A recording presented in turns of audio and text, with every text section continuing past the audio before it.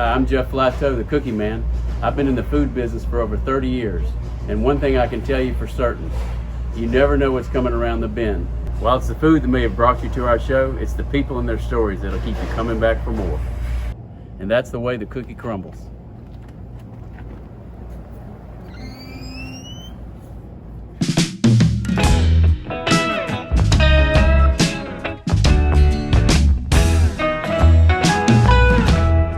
Welcome to another episode of That's the Way the Cookie Crumbles. I'm here in Poplarville, Mississippi on Forge Creek Road with Laura Robicheaux. She's the owner and founder of Robichaux's Candy. She's also a very good friend of mine. We shared a booth in Atlanta for years at the gift show there, and so we got to know each other real well. But I want to kind of dive down today into her story and share that with everybody out there. Laura, it's good to see you. Well, great to see you. It's a pleasure, and I've never been in the shop, but it's just exactly what I would think. Laura will tell you here shortly. She's a retired school teacher, but she's very meticulous in her record keeping. I think, was it math? Yeah. So you know she's a math teacher because everything's in order, and unlike my place, which is in disarray a lot of times, I like this. This is what I dream of, but I haven't reached that goal yet. First off, where were you born, Laura? I was born in a little bitty town in Louisiana called Pitfalls. Pitfalls. So yeah. Close it's to New just Orleans? north of New Orleans on Interstate 55.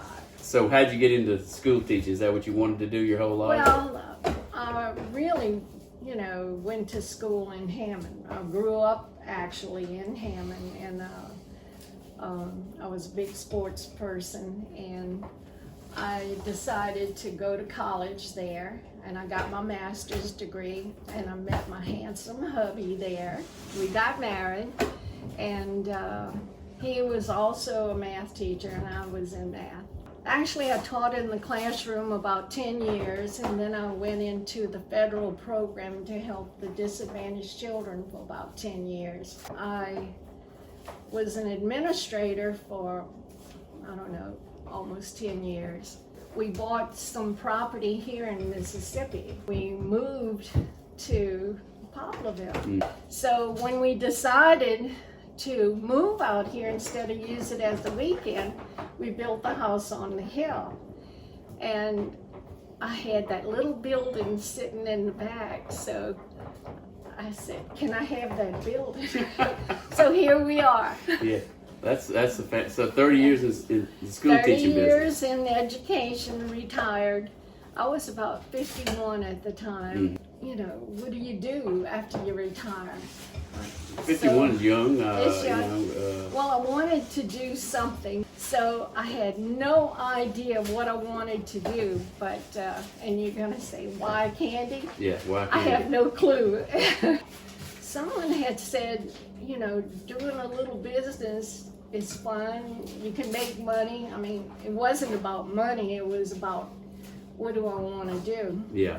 I just didn't want to have to dress up, go check in at 9 and leave at 5. Yeah. I wanted something where I can just, easily walk down my back steps, come to work. You don't have a far commute. And old clothes. Yeah, your commute's not bad. It's a It's stroll not bad. down the sidewalk. But that was basically it. Yeah. And I just, candy, why not make people happy? So I decided to try candy. We've been doing this for over 28 years already. So after I retired, I'm still going. We're not going to tell you her age, but she has a daughter that's retired. That's all I'll say. Yeah.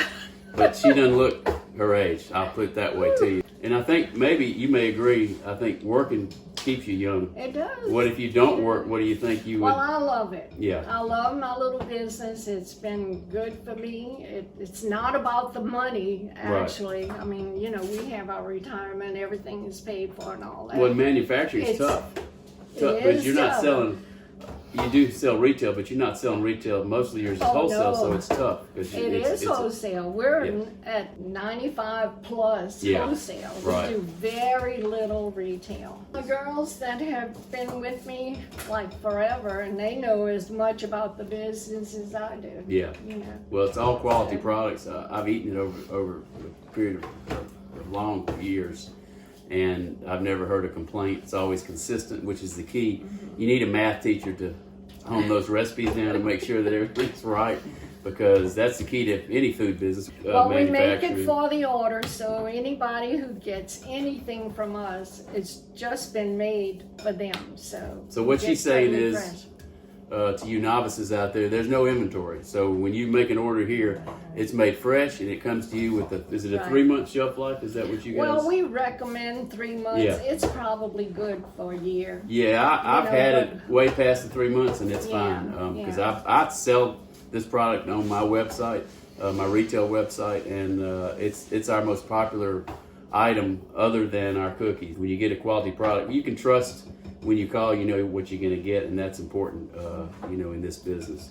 So what do you love about the business? You start off, it's brand new, and you got to learn what you're doing. I had no clue what I was doing in the beginning. It's like I didn't know what had to be on a label even. Yeah. I had no idea how to market it. I mean, you could make it, but you got to sell it. Yeah. So going to the shows, I can, tell your viewers that you have to do the shows. Right. I mean, we were so busy at one time. I think we had like 18 employees, and we were like wild people trying to get stuff out.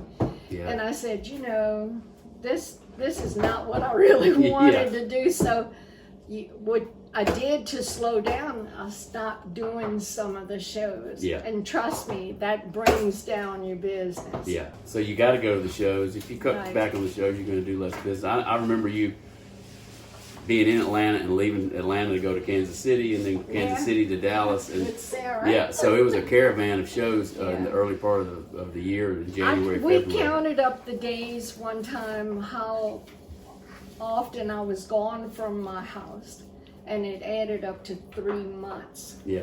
Because we also not only did wholesale shows to get business for the business, we did retail shows like the Junior League shows. We went Mobile, Baton Rouge, Lafayette, Jackson. We did all kind of selling shows, which brought in a lot of money at the end of the year.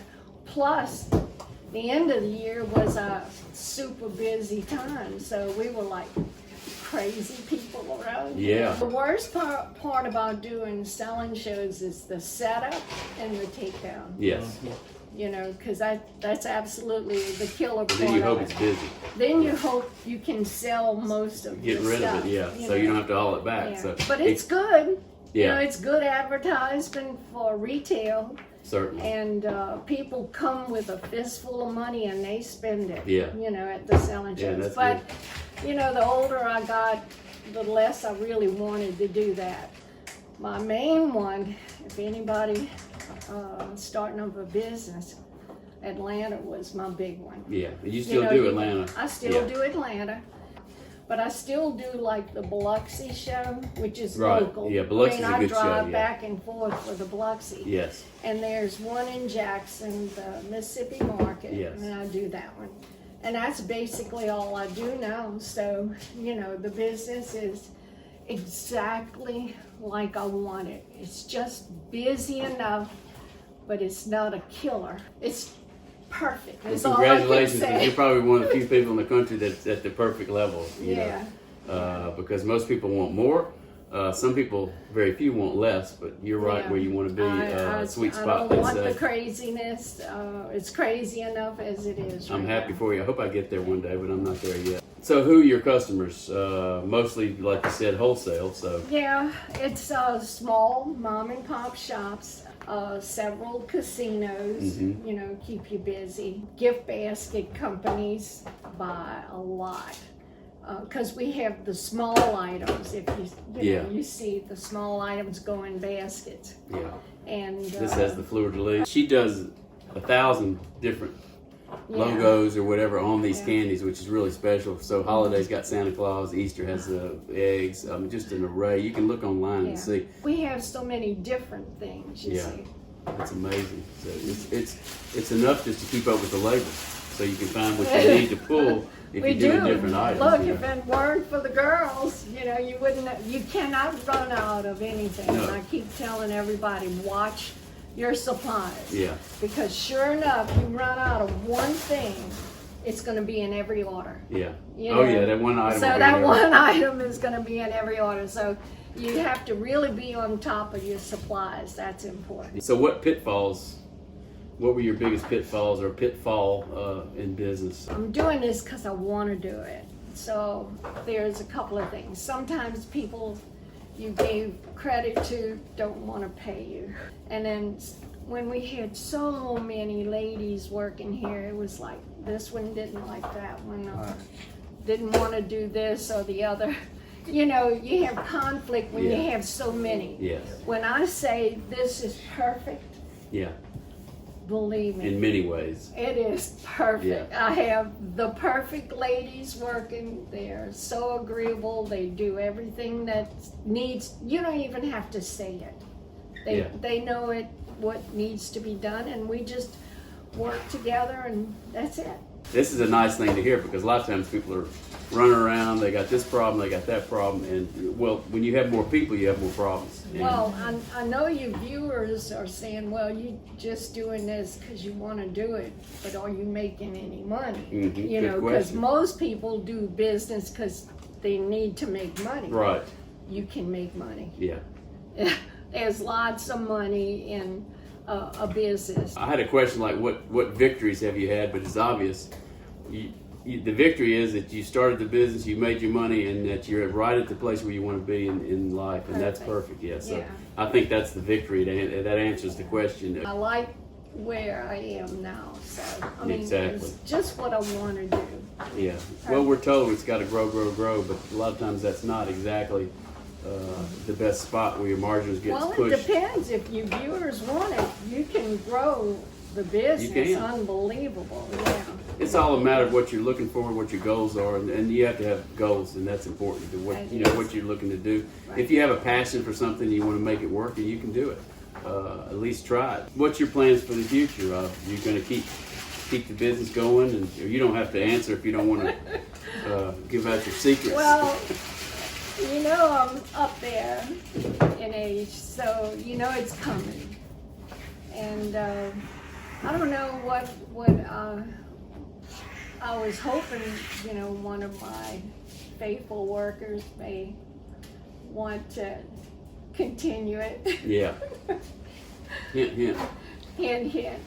But if not, we'll, when it's time, you know, because my husband, you know, he's 85. Yeah. And I'm close to 80. So either we'll live on with one of the other ladies or we'll just close it and sell out the, you know, bits and pieces. You'll cross that bridge when time And when comes. it's I'm time, sure. I'll know it. But it's a fantastic product and a great heritage here. One last thing, what about advice? You've given some tidbits along the way here today, but what's your biggest piece of advice for somebody that's looking to start their own business? Not just food, but in general.